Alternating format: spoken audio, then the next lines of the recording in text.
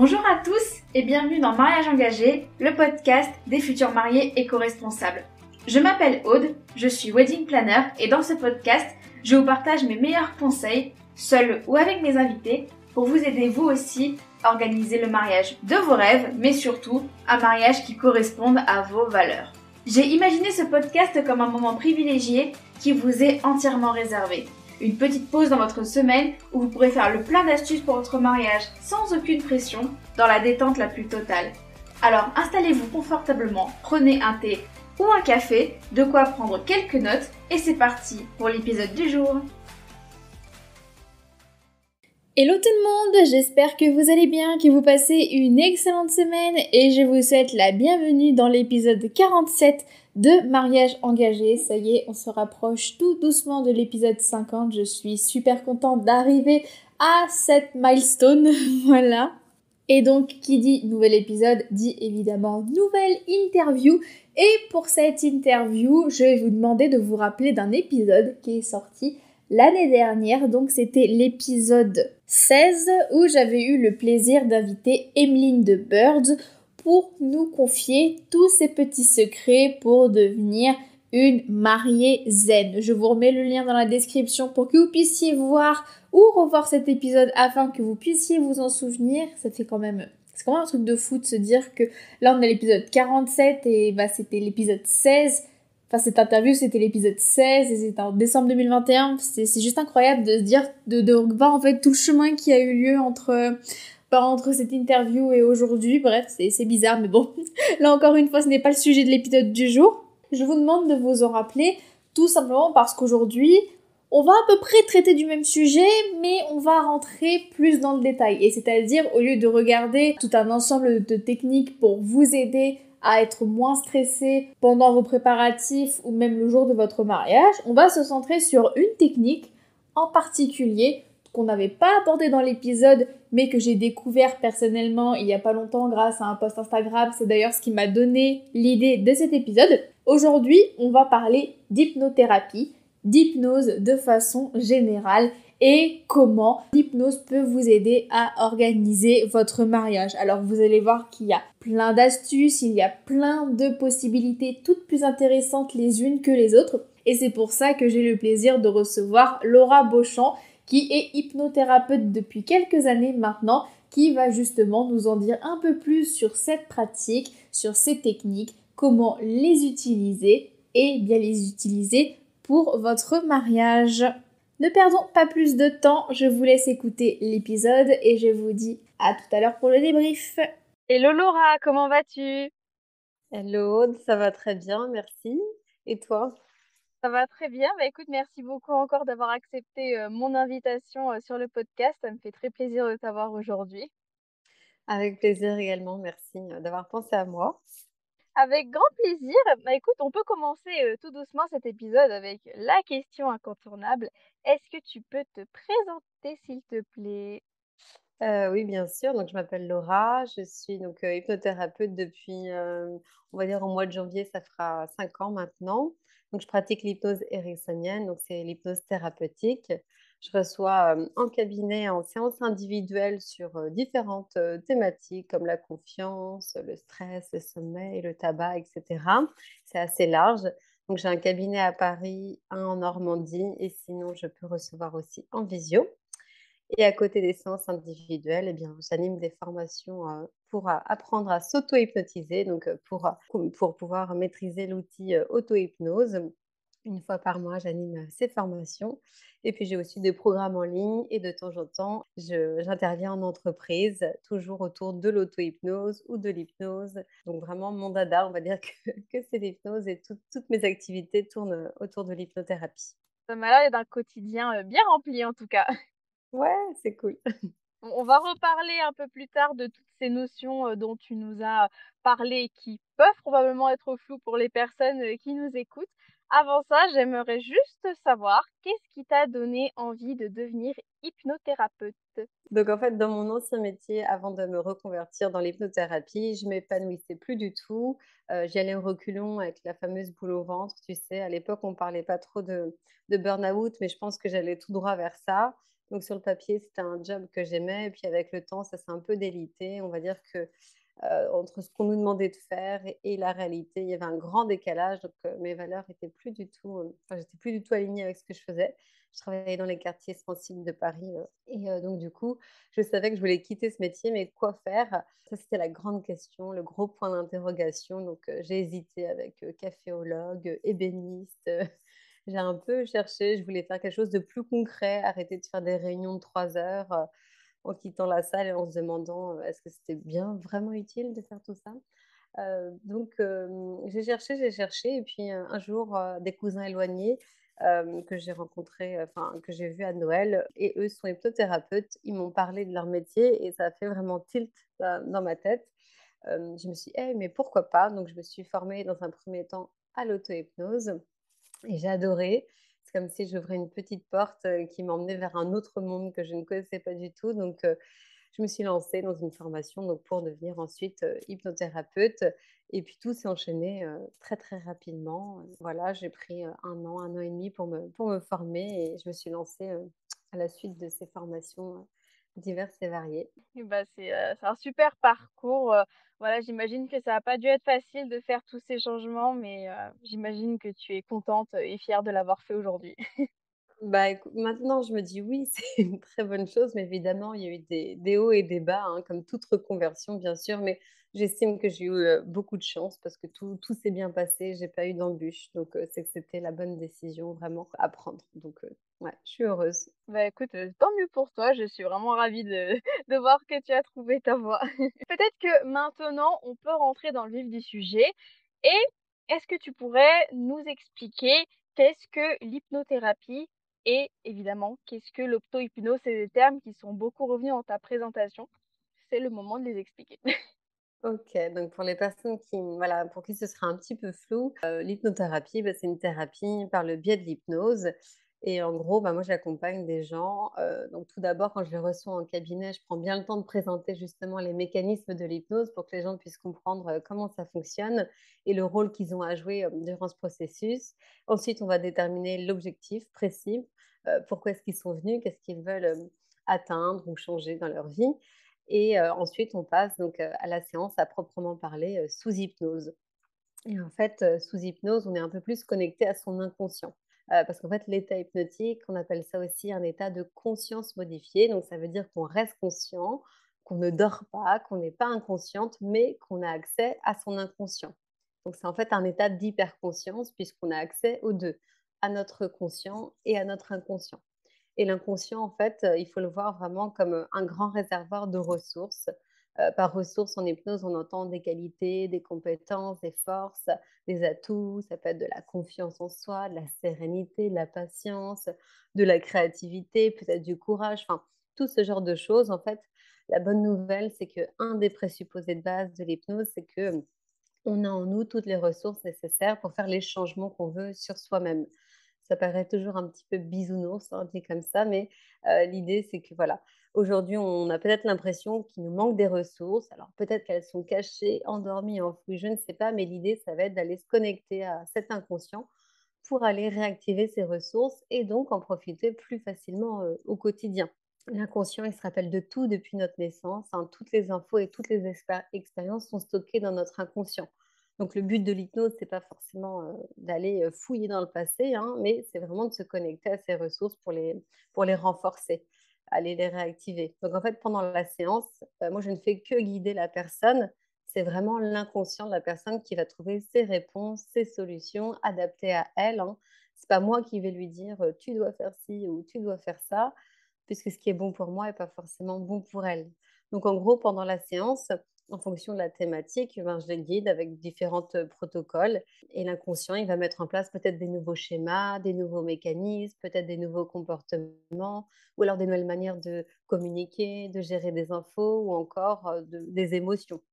Donc vraiment, c'est pour pouvoir, mettre en place des nouveaux, processus dans sa vie pour aller mieux, quoi. Que ce soit se libérer d'une phobie, gagner en confiance, en estime de soi, donc voilà, chaque séance va être vraiment unique puisque, bah, c'est en fonction de ce que la personne m'apporte Et donc, il faut juste se dire que l'état hypnotique, c'est un état qui est naturel. Tout le monde le connaît, en fait, cet état-là. C'est un état dans lequel on plonge plusieurs fois par jour, tous les jours, hein. C'est une sensation subtile d'être à la fois ici et ailleurs. Ça peut arriver quand on conduit. Je pense que c'est déjà arrivé à tout le monde en conduisant de d'un coup se sortir de sa bulle et se dire: «Mince, il manque un petit bout du chemin». Je vois que tu rigoles, donc ça a déjà dû t'arriver. Ça peut être flippant de se dire: «Mince, je suis quand même au volant de ma voiture et il me manque un petit bout». Mais dans ces moments-là, on a bien tourné le volant, on a bien, mis le clignotant, passé les vitesses parce que en fait, notre inconscient, il prend le relais dans ces moments-là. Tous les gestes que l'on fait, ce sont des gestes inconscients, on est vraiment en pilote automatique, on a l'impression qu'on n'est pas là, mais en fait, si, il y a une autre partie inconsciente qui prend le relais. On dort pas, on n'est pas inconsciente. C'est vraiment un état de conscience modifié, c'est un état hypnotique. Donc ça nous prouve que notre inconscient, on peut lui faire confiance. Mais pour les gens qui conduisent pas, ça vous est déjà arrivé, même sur un trajet à pied, hein, l'habitude, hop, on arrive au métro ou à l'arrêt de bus et puis on sait plus vraiment par quelle rue on est passé, quoi. Mais ça peut être aussi en lisant un bouquin, on suit les lignes et puis arrivé en bas de la page, on est totalement incapable de dire de quoi traite l'extrait. Pareil, hein, vous ne dormiez pas, vous n'étiez pas inconsciente et pourtant vous étiez un petit peu ailleurs, toujours un état de conscience modifié, un état hypnotique. Donc tous ces moments-là, il y a des gens qui vont dire: «J'étais dans la lune», d'autres: «J'ai buggé». Chacun a sa petite expression pour les qualifier, mais ce ne sont que des moments d'hypnose et sachez qu'en tout cas, tous ces moments, ils sont vraiment utiles et très sains puisque c'est les instants où votre inconscient, il va digérer tout ce qui se passe en ce moment dans votre vie. Donc il va se dire: «Tiens, ça c'est important, je le mets là à disposition» ou «Ça on s'en fiche, je le mets tout au fond». Souvenez-vous, votre inconscient, lui, il se rappelle de tout depuis votre naissance. Donc c'est normal que de temps en temps, il y ait ces espèces de petites pauses pour qu'il réagence un petit peu l'espace, histoire que ce soit pas trop le bazar. Et puis, si c'est trop le bazar, tout va bien, on va justement y jeter un coup d'œil par le biais de l'état hypnotique pour ensuite mettre, les changements que vous souhaitez en place. Donc voilà, en gros, c'est comme ça que, j'accompagne les gens, en cabinet sur, les thématiques qui les animent. Bah, merci beaucoup pour cette présentation, très complète. Moi, ça me fait penser à des fois ces moments où, on a un peu l'impression qu'on est dans un moment de déjà vu, qu'on fait quelque chose, qu'on se dit: «Mais j'ai déjà fait, j'ai déjà vécu ça» et on n'est pas capable, en fait, de se souvenir, en fait, d'exactement, d'où on a cette sensation de déjà vu. Qu'est-ce qui fait qu'on a cette sensation? Moi, ça me fait penser à ça. Je sais pas si c'est lié, mais Peut-être que les moments de déjà vu, ça peut être des moments où vous étiez effectivement, en état de conscience modifiée. Je suis pas sûre que ce soit exactement la même chose. A priori, il y a différentes potentielles explications. A priori, ce serait un truc aussi où le cerveau va moins vite que les yeux ou un truc comme ça. Bon, là, j'avoue, je suis absolument pas calée sur le phénomène des déjà vus. Mais est-ce que c'est, voilà, justement, entre le moment où vous regardez quelque chose et l'analyse du cerveau, il y a un décalage, donc en fait, on a l'impression de l'avoir déjà vu. Pour d'autres personnes, l'explication, ça va être, justement, c'est une information qui était logée dans l'inconscient, puis d'un coup, ça nous revient, mais on ne sait pas trop d'où ça vient. Enfin, là-dessus, moi, je ne vais pas m'avancer sur ce que c'est, ce phénomène, parce que c'est pas ma spécialité pour le coup. Mais je vois ce que tu veux dire, cette petite sensation effectivement de déjà vu. Là, c'est plutôt la sensation d'être à la fois ici et puis ailleurs en même temps, avec cette notion du temps qui nous échappe. Tu vois, c'est comme quand tu prends le train, tu peux être happé par le paysage qui défile, enfin vraiment hypnotisé par ce paysage et puis il y a que le contrôleur qui va venir te sortir de ta bulle et là, tu as aucune idée de si ça faisait, 2 secondes ou 10 minutes que tu étais, dans tes pensées, tu vois? Ça, c'est un état vraiment, d'hypnose, hypnotique. je vois, je vois. Bah, merci beaucoup pour, cette petite explication et du coup, en comparaison de l'hypnothérapie, qu'est-ce que l'auto-hypnose? Du coup, l'auto-hypnose, c'est se mettre soi-même et volontairement en état hypnotique pour aller travailler avec son inconscient. Donc en fait, l'auto-hypnose, c'est se faire, de l'hypnose sur soi-même. Alors que quand on va voir, un ou une hypnothérapeute, c'est la personne qui nous guide. Là, c'est vraiment soi-même. Donc on ferme les yeux, puis on va faire des exercices de pensée, glisser en état hypnotique, travailler avec son inconscient sur la thématique qui nous est propre et puis se réorienter dans l'état de conscience ordinaire. Donc en fait, l'auto-hypnose, c'est un outil, on peut dire de développement personnel ou de bien-être. C'est quelque chose qui va nous permettre de faire plein, plein de choses. On peut faire à peu près les mêmes choses qu'avec une personne qui nous guide. Et puis voilà, globalement, c'est un outil pour mieux se connaître, mieux comprendre ses schémas inconscients, ses mécanismes, et pour toujours améliorer sa qualité de vie, quoi, tout simplement. Bah, merci beaucoup pour cette, explication et du coup, est-ce que à part le fait que, la méthode de pratique, change, donc l'auto-hypnose, on le fait soi-même et l'hypnothérapie, on le fait avec quelqu'un d'autre, on le fait avec un professionnel. Est-ce que tu dirais qu'il y a d'autres différences entre ces 2 pratiques? Sur le fond, c'est la même pratique. On définit un objectif sur lequel on veut bosser, on fait une induction pour induire l'état hypnotique. Une fois qu'on est bien dans cet état d'hypnose, on travaille avec son inconscient avec différents protocoles et ensuite on se réoriente. Donc c'est vraiment le même schéma, on va dire le même chemin. La seule différence, c'est que l'hypnothérapie, c'est un professionnel qui nous guide et l'auto-hypnose, on se guide soi-même, on est à la fois l'hypnotisé et l'hypnotiseuse. Après, effectivement, il y a des choses sur lesquelles en auto-hypnose, on ne peut pas travailler seul. Par exemple, la gestion des traumas, je vous inviterai toujours à aller voir une ou un professionnel et à ne pas gérer ça toute seule parce qu'il faut que ce soit plutôt fait, enfin voilà, il faut être accompagné. Ce n'est pas quelque chose à prendre à la légère. Merci encore, une fois pour, toutes ces précisions. C'est vraiment très intéressant franchement d'entendre des professionnels, parler comme ça de leur métier, de ce qui les font vibrer. Franchement, j'adore. Et bah, justement, bah, tu vas nous donner des exemples de domaines sur lesquels tu ne conseillais pas, pas plutôt de ne pas utiliser, l'auto-hypnose. Est-ce que de façon générale, quels sont les domaines sur lesquels on peut utiliser l'hypnose, donc que ce soit l'hypnothérapie ou même justement, l'auto-hypnose? Du coup, c'est assez vaste et assez large. Donc, j'en ai déjà parlé, mais il y a tout ce qui est là pour jouer sur la confiance en soi, l'estime de soi, tout ce qui est addiction, que ce soit le tabac, mais aussi n'importe quelle autre drogue ou addiction.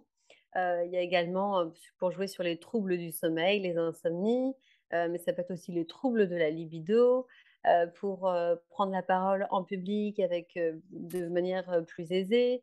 Ça peut être aussi sur les problèmes de peau. Parfois, j'ai des gens qui viennent avec des eczémas qu'ils n'ont jamais réussi à traiter. Donc, ils sont allés voir dermato, spécialistes, etc. À chaque fois, ils me disent, bon, bah voilà, vous êtes ma dernière chance, entre guillemets. Si l'eczéma est lié à un stress trop important, effectivement, avec l'auto-hypnose ou l'hypnose, on peut jouer dessus. Il y a quoi d'autre comme thématique? Ça peut être, oui, les phobies, hein, donc peur des araignées, des pigeons, ça j'ai j'ai assez régulièrement. Ça peut être aussi tout simplement retrouver un peu un sens à sa vie. Parfois, il y a des gens qui sont perdus, ils savent plus s'ils veulent rester dans leur travail, s'ils veulent rester en couple ou pas. Enfin, je sais pas si tu vois un petit peu ces moments où on sait plus qui on est, on sait plus ce qui vraiment nous fait vibrer au fond de nous-mêmes. Donc pareil, ça peut être vraiment, très utile pour y voir plus clair. Qu'est-ce que je veux? Qu'est-ce qui est important pour moi? Et du coup, hop, retrouver l'entrain. Voilà, pareil, hein, retrouver de la motivation dans la vie, affiner sa concentration, booster sa créativité. Enfin, tout ça, c'est des choses sur lesquelles on peut travailler avec l'hypnose. Il y a aussi la gestion des douleurs. Bon, j'arrête là parce que tu vois, ça peut être assez long. Et bah, comme tu l'as dit sur Instagram, tu as aussi accompagné, quelques futurs mariés, concernant leur mariage. Ouais, ouais, complètement. Ça, c'est un bel accompagnement, ouais. Là, c'est vraiment sur la gestion du stress, on va dire, à proprement parler. C'est une dame voilà, que j'avais déjà vue plusieurs fois, il y a 1 an à peu près. On a travaillé sur une toute autre thématique et là, elle me dit: «Bah, écoute, je me marie dans une semaine, j'aimerais bien que tu me fasses une séance en visio parce que, bah, là, je sens que le stress monte et qu'il y a des aléas dans tous les mariages», je pense que tu le sais. Donc je sais qu'il y en aura d'autres, donc j'aimerais pouvoir, juste profiter de ma journée, en fait, parce que, c'est une journée qu'on prépare depuis des mois, parfois des années. Donc on met beaucoup d'espoir dans cette journée pour qu'elle se passe au mieux et oui, effectivement, il y a souvent des aléas, des choses qui ne se passent pas comme on veut. Donc c'était pour, lâcher prise un peu, accepter ces aléas et pouvoir profiter pleinement, sans stress, de manière détendue de sa journée, quoi. Et donc a priori, c'était une mission réussie, vu le petit message qu'elle m'a envoyé, quelques jours après. J'en étais vraiment très heureuse pour elle et son mari. Tant mieux, je suis très contente d'entendre ça. Ouais. Donc ce que tu viens de décrire, c'est aussi quelque chose qui peut être fait sur du, plus long terme. Donc là, je prends l'exemple d'un mariage, bah, comme tu l'as dit, ça se prépare sur, beaucoup de temps, il y a beaucoup de stress, il y a des événements même, pendant tout le long des préparatifs qui se déroulent pas comme Mmh. prévu.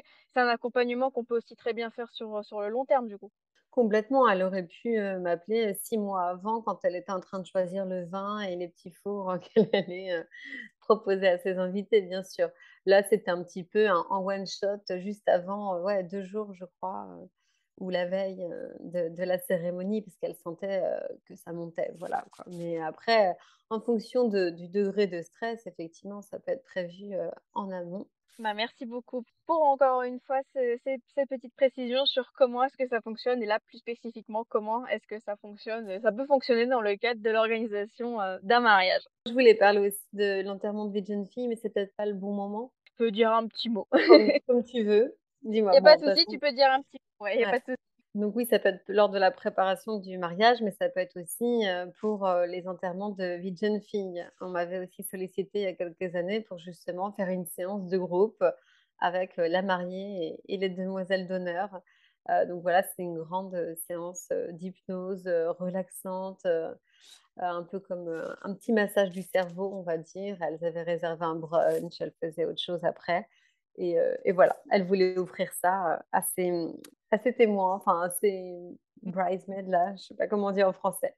Enfin bon bref, c'est un cadeau qu'elle voulait faire, à ses amis et c'est vrai que c'était assez original, de voilà, d'offrir une séance, d'hypnothérapie, pour se relaxer et passer un bon moment tous ensemble. Bah, écoute, je suis encore une fois, bah, tout à fait, d'accord avec toi, c'est vrai que c'est original. Ouais. Est-ce que tu pourrais nous en dire un peu plus sur, selon toi, à quel type de personnes est-ce que tu conseillerais d'utiliser l'hypnothérapie, ou alors, l'auto-hypnose? À quel type de personnes est-ce que tu conseillerais, une pratique plutôt qu'une autre? Ah bah, moi, je dirais que les 2 c'est pour tout le monde, hein. Vraiment, il n'y a pas de gens où je me dis: «Ah, cette personne-là, ça irait, ça n'irait pas». Juste pour, l'hypnothérapie, et l'auto-hypnose, la seule contre-indication, c'est, lorsque les personnes souffrent de maladies, du type schizophrénie, bipolarité, parce que, voilà, il y a déjà une dissociation. Mais, sinon pour, toutes les autres personnes, l'auto-hypnose et l'hypnothérapie, il y a pas de contre-indication et comme c'est un état qui est naturel, qu'on connaît déjà, en fait, l'hypnose, thérapeutique, tout le monde est réceptif à ce type d'hypnose. Contrairement à l'hypnose de spectacle avec Mesmer et cetera, où là, il y a que 10 à 20 de la population qui est réceptive. Parce que c'est de la deep et speed hypnose, donc très vite, très profond. Alors que l'auto-hypnose, l'hypnothérapie, c'est quelque chose de plus doux, plus bienveillant. Voilà, pas obligé d'aller profondément en état hypnotique pour faire un travail de qualité. Donc, moi, je le proposerais à toutes les personnes qui sont désireuses de, bah, d'aller mieux, celles qui, voilà, qui ont des soucis, parmi les thématiques que j'ai énumérées tout à l'heure, ben, allez, go. Ce qui est chouette avec, l'hypnothérapie, c'est soit avec soi-même, évidemment, on nous accompagne, mais c'est notre inconscient qui bosse. C'est lui qui trouve des solutions adaptées à nous, ce qui fait que toutes ces solutions, elles sont ensuite pérennes, elles restent dans le temps. Donc c'est ça qui est agréable et c'est aussi valorisant. Moi, c'est ce que je répète aux gens que j'accompagne. Quand vous allez atteindre votre objectif, ça sera 100 grâce à vous puisque c'est votre inconscient qui bosse. Moi, je ne fais qu'accompagner, je montre le chemin, mais à la limite, la personne, elle prend ce chemin ou un autre, on s'en fiche, elle prend le chemin qui lui convient. Donc voilà, je trouve que c'est aussi agréable de se dire: «Ben, je travaille sur moi et je suis vraiment au cœur, de cette thérapie» et encore plus avec l'auto-hypnose parce qu'on se guide soi-même. Après, je reçois plein de gens qui viennent et qui sont un peu, dubitatifs, je sens bien que c'est, leur, je sais pas, leur conjointe qui leur a donné mon contact et qui les a un peu forcés. Bon, déjà, je leur dis qu'ils sont libres, ils sont pas obligés de rester s'ils n'ont pas envie d'être là. Mais je sens qu'il y a une petite crainte ou une petite réserve. Mais à la fin, à chaque fin de séance, ils se rendent bien compte que, bah, finalement, voilà, c'était agréable. Il n'y avait pas, de nécessité d'avoir peur. Ils comprennent que finalement l'état hypnotique, c'est quelque chose, voilà, de naturel qu'ils connaissaient déjà. Donc, même aux personnes les plus réticentes, bah, je vous invite à aller sortir un peu des sentiers battus et puis à découvrir. Ça vous fera jamais de mal, quoi. Encore une fois, je suis tout à fait, d'accord avec toi. Je répète beaucoup ça, je sais, mais c'est important pour moi de le dire. Ouais, OK. Et concernant, l'auto-hypnose, est-ce que tu dirais que ça reste quelque chose de facile à faire ou de facile, à apprendre? Comment est-ce que tu définirais un peu le processus d'apprentissage? Oui, oui, bah, en fait, c'est très facile puisqu'en fait, à partir du moment où on a la bonne technique et qu'après on fait un petit peu de pratique, bah, c'est quelque chose qui devient hyper naturel. Moi, aujourd'hui, pour, faire des séances, parfois ça me prend que 5 minutes. Enfin, tu vois, c'est hyper rapide pour bosser sur une thématique. Après, voilà, je pratique depuis, plus de 5 ans maintenant, donc c'est normal. Mais tu vois, les formations que j'anime, c'est une journée et en une journée, on alterne la théorie et la pratique pour que les gens vraiment, dès la fin de la journée, ils soient autonomes, qu'ils puissent faire leur séance de A à Z. Donc en une journée, on peut apprendre l'auto-hypnose. Donc oui, c'est facile. Je sais qu'au début de la formation, les gens doutent un peu du fait que ce soit possible, puis à la fin, ils se rendent bien compte que, voilà, il y a juste des étapes à respecter. Finalement, c'est assez protocolaire, en fait, hein. C'est pas de la magie, il y a pas de don à avoir, c'est quelque chose d'assez terre à terre, en fait. Il y a des étapes à respecter et puis une fois, qu'on les respecte, bah, tout se déroule quoi, d'une manière, totalement fluide. Donc oui, pour moi, c'est un outil qui est simple, juste après la formation, bah, il faut un peu pratiquer. C'est comme tout, hein, quand on apprend à conduire, il faut un peu pratiquer pour que ce soit, plus fluide après. Donc là, c'est pareil, comme tous les apprentissages. Donc j'imagine que tu pratiques, toi aussi l'hypnose, de façon personnelle? Bah, moi, je pratique beaucoup, oui, l'auto-hypnose et je me fais enfin, pas en ce moment, mais je me suis fait plusieurs fois accompagner par des hypnothérapeutes quand j'avais besoin de travailler sur une thématique. Je vois toujours régulièrement quelqu'un parce que c'est important en tant que thérapeute de travailler sur soi, hein, parce que, bah, on comment dire? C'est pas parce qu'on est thérapeute que forcément on n'a pas de soucis, c'est totalement faux. Donc du coup, c'est très important d'aller, voilà, prendre soin de soi et puis travailler sur soi en continu, en fait. Oui, oui, je pratique l'hypnose, et l'auto-hypnose assez régulièrement. Bah, écoute, oui, merci beaucoup pour, toutes ces indications. Est-ce que par hasard tu connaîtrais ou peut-être que tu pratiquerais, d'autres pratiques, voilà, si je puis dire, qui peuvent avoir, les, mêmes buts, enfin les mêmes effets que l'hypnose, donc, sur la confiance, le stress, la prise de décision et tout ce que tu as énuméré tout à l'heure? Bah, oui, effectivement, je n'avais pas parlé de la prise de décision, mais effectivement, l'auto-hypnose et l'hypnose, ça peut vous aider à prendre des grandes décisions dans votre vie quand ça paraît un peu flou, ça vous aide à y voir plus clair. Merci de l'avoir, précisé. Bah, oui, il y a plein, plein d'autres choses, hein. Ça peut être la méditation, mais il peut y avoir aussi le yoga, puis ça peut être l'acupuncture, la sophrologie, enfin, il y a plein, plein d'autres, pratiques qui peuvent effectivement vous mener à plus de confiance et plus de sérénité. Alors en ce moment, c'est vrai que le yoga, la méditation, tout ça, c'est un peu dans l'air du temps, mais peut-être que vous, ça vous aidera et c'est super, mais peut-être que vous, ce sera simplement, ben, faire du tricot ou cuisiner ou simplement aller vous balader.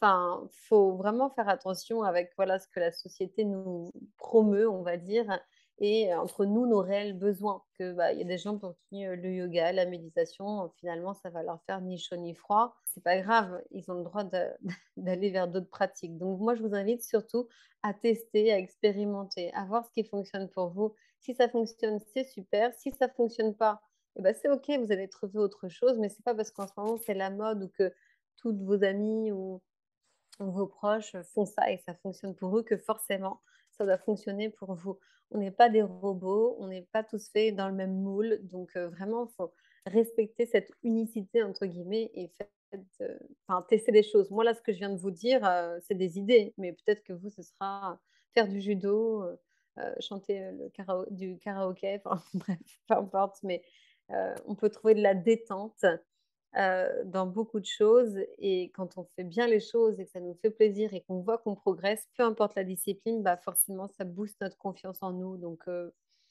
y a énormément de choses à faire et à découvrir. J'espère Oui. que ma réponse est claire.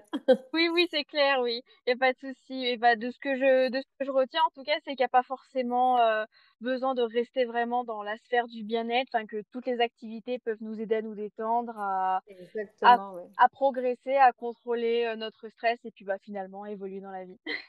Bon, je suis pas sûre qu'on puisse un jour contrôler son stress, mais en tout Oui. cas, mieux le gérer, pouvoir mieux le comprendre, d'où il vient pour, s'en libérer, et cetera. Mais oui, oui, tu as raison. Bah, écoute, il y a pas de souci. Bah, on approche tout doucement de la fin de cet épisode. J'aurais plus que 2 questions, pour terminer. Alors l'avant-dernière question, c'est une question par rapport à un post que j'avais vu sur Instagram, donc j'espère que tu pourras nous éclairer. Alors j'ai vu que tu as fait un post sur les rituels de pleine lune et donc, Mmh. bah, j'aimerais savoir si tu pouvais nous expliquer, ce que c'est? Bah, alors c'est assez simple, hein, un rituel pleine lune, c'est ce qui se fait, lors de la pleine lune, mais en vrai, vous pouvez le faire quand vous voulez. Moi, j'ai mis ça en place il y a plusieurs années. c'est qu'à chaque pleine lune, je prends un temps pour moi. C'est un rendez-vous avec moi-même où, je me fais soit une séance d'auto-hypnose couplée à de l'écriture, ou ça peut être, une séance de yoga avec ensuite de la méditation. Mais peut-être que vous, ce sera juste prendre un bain et écouter de la musique. L'idée, c'est aussi quand même de poser un peu des intentions, voilà, de faire un petit point, puisque dans certaines croyances, la pleine lune, c'est le moment pour, se libérer des choses qui nous encombrent, faire un peu du tri. Voilà, hein, c'est comme on fait du tri dans notre maison, dans notre, vie, donc c'est bien d'en faire aussi dans sa tête régulièrement. Donc voilà, moi, j'ai mes petits carnets, j'écris, voilà, mes intentions pour, cette, pleine lune et puis, j'essaye de bosser dessus, donc soit en méditation, en auto-hypnose, parfois ça peut être juste avec une bonne séance de yoga parce que ça me défoule et que ça me fait du bien. Donc en gros, voilà, c'est toutes, ce sont des croyances autour de la pleine lune que ce serait le bon moment pour se délester des choses qui nous encombrent. Donc du coup, moi, j'ai créé un rituel, que je propose, aux gens. C'est une séance d'hypnothérapie avec un travail d'écriture. C'est un rituel à faire, tous les mois ou juste, 1 fois ou juste de temps en temps, peu importe. Mais en fait, vous pouvez mettre ce que vous voulez encore une fois dans votre rituel. C'est simplement un petit rendez-vous mensuel avec vous-même. Il y a des gens qui n'y croient pas du tout et peu importe, on s'en fiche en fait d'y croire, de pas y croire au pouvoir de la pleine lune sur nous. Moi, ça fait partie de mes croyances, mais sans pour autant dire que c'est sûr à 100. Enfin, en fait, je m'en fiche que les gens y croient ou pas. Moi, j'y crois et ça me fait du bien d'y croire. Donc je la garde cette croyance. Mais, je sais qu'il y a des gens qui n'ont pas du tout ce délire-là, mais qui ont quand même pris ce rituel que je propose et ça leur permet d'avoir une séance, d'auto-hypnose pour, se détendre, se relaxer, faire le tri et puis, continuer, leur vie, plus légèrement quoi, tout simplement. Je sais qu'il y en a qui ne le font pas du tout à la pleine lune, ils le font quand ils en ont envie et besoin. Eh bien, c'est très bien. Encore une fois, moi j'aime pas imposer les choses. Il faut vraiment être à l'écoute de ses sensations, de ses envies, de ses besoins. Merci beaucoup pour ces explications. Donc, juste pour rebondir rapidement, si par exemple je prends le sujet, on va dire, un peu du podcast, tout ce qui est le mariage, étant donné qu'il y a beaucoup de futurs mariés qui ont du mal à vraiment prendre du temps pour elles-mêmes, ça peut être un temps dans le mois où justement elles se font plaisir, elles peuvent poser leurs intentions sur le mois suivant, peut-être même un peu des objectifs et pouvoir après tout mettre en place pour pouvoir travailler dessus. Si j'ai bien résumé. Oui, c'est ça. En fait, c'est un petit moment, on liste, tiens, qu'est-ce que j'aime dans ma vie? Donc, on liste tout ce qui est chouette, qu'on veut garder, chérir et tout ce qu'on aimerait voir changer, modifier, transformer. Et puis parfois, d'un mois à un autre, on a réussi à transformer tout ça, puis parfois ça traîne un peu et c'est OK. Soit c'est que ça doit prendre du temps ou alors c'est qu'il faut aller voir, quelqu'un, une tierce personne qui va nous aider, un psychologue, une sophrologue, une hypno, enfin peu importe, vous allez vers la thérapie qui vous anime. Mais oui, l'idée, c'est qu'en fait, ce petit rendez-vous mensuel, ça voit un peu ça permet de voir les évolutions et d'évaluer. Voilà, j'en étais là il y a un mois, maintenant je suis là. Ça permet d'avoir quelque chose de routinier, agréable à observer, quoi. Très bien, merci, beaucoup en tout cas et dernière question, quel est le conseil que tu aimerais donner, aux personnes qui auraient envie de démarrer l'hypnose? Alors, de démarrer l'hypnose avec, en hypnothérapie, tu veux dire? Pour, se faire accompagner par un professionnel ou une professionnelle? L'un ou l'autre, c'est comme tu veux. Moi, je vous conseille de trouver la personne, en qui vous allez avoir, confiance, avec qui vous allez vous sentir bien. Parce qu'il y a autant de praticiens en hypnose, que de manières, on va dire, de pratiquer. Chacun va avoir son style, sa touche et une personne peut se sentir à l'aise avec, un hypnothérapeute et une autre personne ne peut ne pas se sentir à l'aise avec cette même personne. Donc voilà, je vous invite à aller voir les avis Google, à voir le site internet. Est-ce que il y a des vidéos de cette personne pour voir un petit peu au feeling déjà, si vous vous sentez bien avec elle, pas hésiter non plus à passer un petit coup de fil pour voir si ça match et que, voilà, faire en sorte que que vous choisissiez, la personne qui vous appelle et qui vous convient le mieux et que si c'est le cas, c'est génial et que si au bout de la première séance, vous sentez qu'il y a un truc qui coince changez. C'est pas grave en fait, ça veut pas dire que cette personne c'est un ou une mauvaise professionnelle, ça veut juste que dire que voilà, l'alliance thérapeutique, elle fonctionne pas avec cette personne il en faut pour tous les goûts. Encore une fois, on est tous différents. Donc voilà, moi, ce serait juste ça. Allez voir quelqu'un en qui vous avez confiance. Et puis dites-vous que c'est un cadeau que vous vous faites, donc profitez-en. Moi, je sais que les séances, j'essaye de faire en sorte qu'elles soient agréables, que ce soit une petite bulle confortable, même si ça reste un travail thérapeutique. Donc, on travaille sur des choses sérieuses, mais de faire en sorte que ce soit un petit moment cool aussi pour la personne. Donc, voilà, profitez à fond de vos séances et puis gardez votre libre arbitre. Rappelez-vous que c'est vous votre propre expert. Donc, si la personne, elle vous dit des choses qui ne vous conviennent pas, peut-être que parfois c'est pour vous bousculer et que vous ayez des prises de conscience. Et puis, si ce n'est pas le cas, vous laissez de côté ce qu'elle vous dit. Enfin voilà, juste garder son libre arbitre et se faire confiance à soi, c'est important. Écoute, merci beaucoup Laura pour ces derniers conseils. En tout cas, j'espère, je suis même sûre, j'espère qu'ils vont beaucoup aider les futurs mariés qui écoutent cet épisode. Je te remercie encore vraiment d'avoir accepté mon invitation. Ça m'a fait super plaisir de pouvoir discuter avec toi sur cette thématique qui me passionne de plus en plus.